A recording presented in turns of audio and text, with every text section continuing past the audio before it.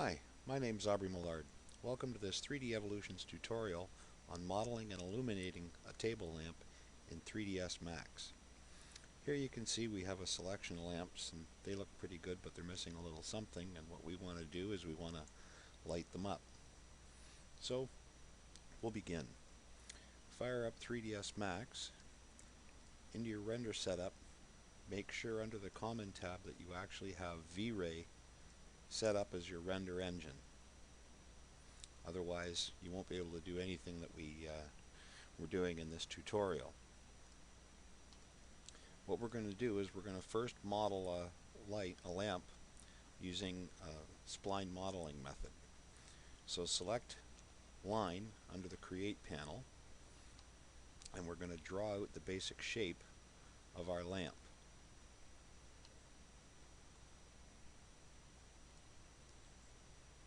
Go along and start adding vertices. Don't be too worried about where you put them at first, because we can go back in later on and adjust them.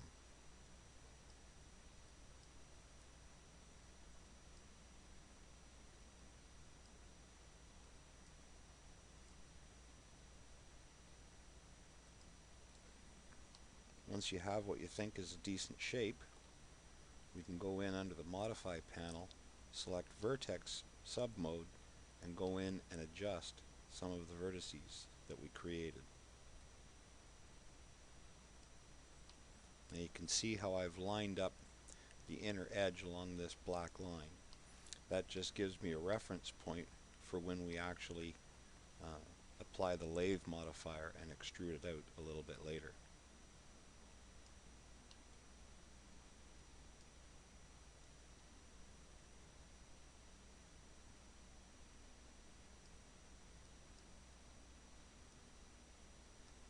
Go in and create an interesting shape. Use some of the tools that are available in 3ds Max.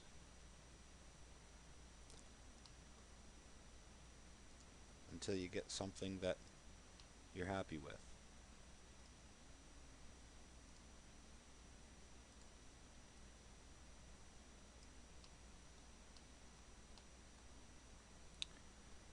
Once you have your shape drawn out, up under the modify panel, scroll down until you see the lathe modifier and apply that. Now, to bring it out, there's one of two ways we can do it. We can either select axis and we can pull it out this way to whatever shape we want, or we can go down under the parameters rollout and under the align panel select max, and that'll pop it out there. Make sure you have 360 degrees because we want a complete circle and have weld core selected. Under segments, yours are probably going to default at 18, but we want a nice smooth, so I'm going to bump it up to 36.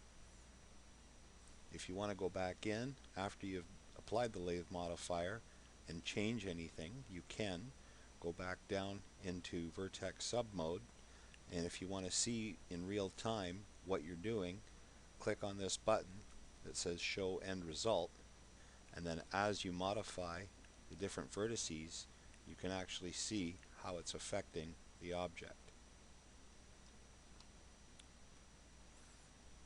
Now we have our, once you're happy with the shape,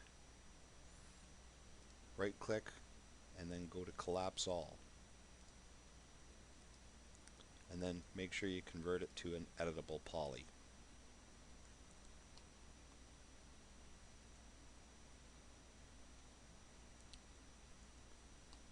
So far that's looking pretty good.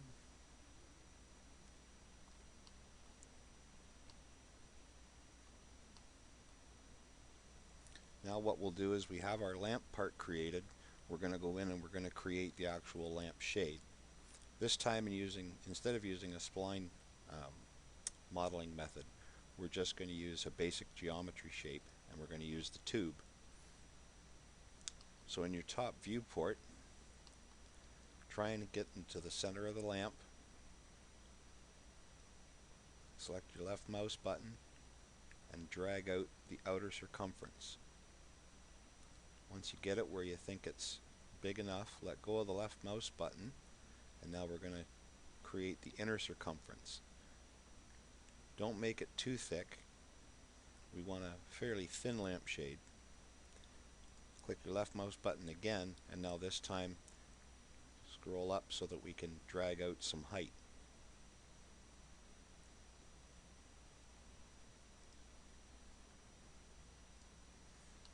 We'll take and we'll put our lampshade up in place.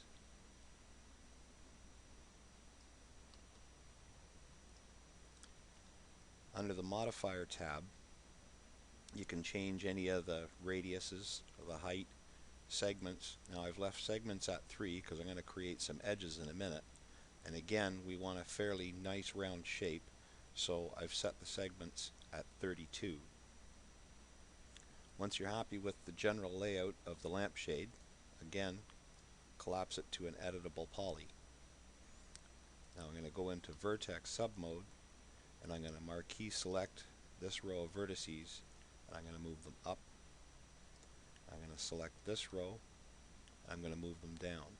Because basically what I want to do is I want to create a ridge for the top and bottom of the lampshade.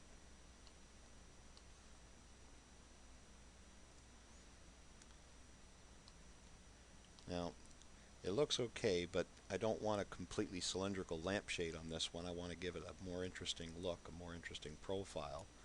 So I'm going to marquee select all the vertices across the top. I'm going to take the scale tool and I'm going to scale the top of the lampshade in to give it a more interesting profile.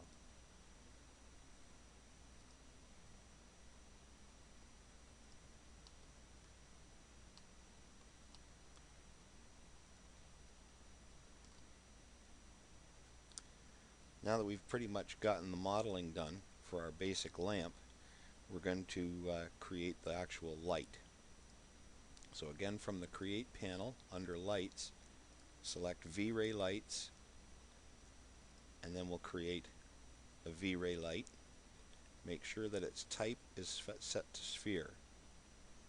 Yours will probably default at plane. Again, from the top viewport, in the center of the light, create it and drag it out a little bit bigger than a normal light bulb. And we'll put that up in place. And under the Modify parameters, under the multiplier, depending on your scene, the materials you're using, and other lighting, you might have to play with the multiplier to get the lighting effect that you want. But for this, we're just going to leave it at what it is now, which is 40. So now that we've got all the basic geometry done, we'll throw a few textures on it and see how it looks. So open up your material editor by clicking this button or pressing the letter M. Now I've got a few textures that I've already created just to save ourselves some time. So first we'll add a texture or a material to our lamp, and then we'll go to our lampshade. Now these ridges that I created earlier, I'm going to marquee select those polygons. I'm going to add that material. And again, I'm going to do the same thing along the bottom. And then for the main part of the lampshade, we're going to create a material. So make sure that you have a V-Ray material selected. Under the diffuse slot, we'll just add a bitmap. We'll give it a basic fabric texture to start off.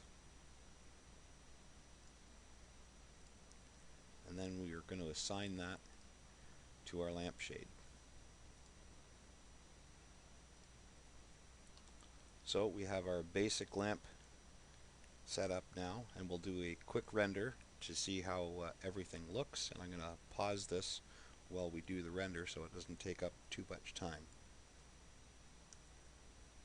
Okay, so now our render's finished, and we can see our lamp with the light, and we've got light coming from the top and light coming from the bottom, but there's nothing shining through our actual lampshade, and that's what we're going to fix next. So again, open up the material editor, And this time select a blank slot, and instead of a V-Ray material, we're going to select a V-Ray two-sided material. Take the texture that we created earlier for the lampshade and drag it down into the front slot of the V-Ray two-sided material. Just leave it as an instance, that way you can modify any parameters that you want in the other window. Don't worry about the back material, we're not going to use that. The important part here is the translucency color swatch. Click on the color swatch to bring it up. Now, the way that this works is the darker the color, the more opaque the material is going to be. The lighter the color, the more translucent the material is going to be. Now again, depending on the geometry and your materials that you're using and your lighting, you might have to play around with this a bit to get the effect that you're looking for. But for this, we'll keep it at a light gray. Select OK. Now we'll again go in and we'll apply that texture that we just created to our lampshade. We'll bring up our render window and we'll create a clone so that we can compare the two when we're done. And again, I will pause it while we do another render.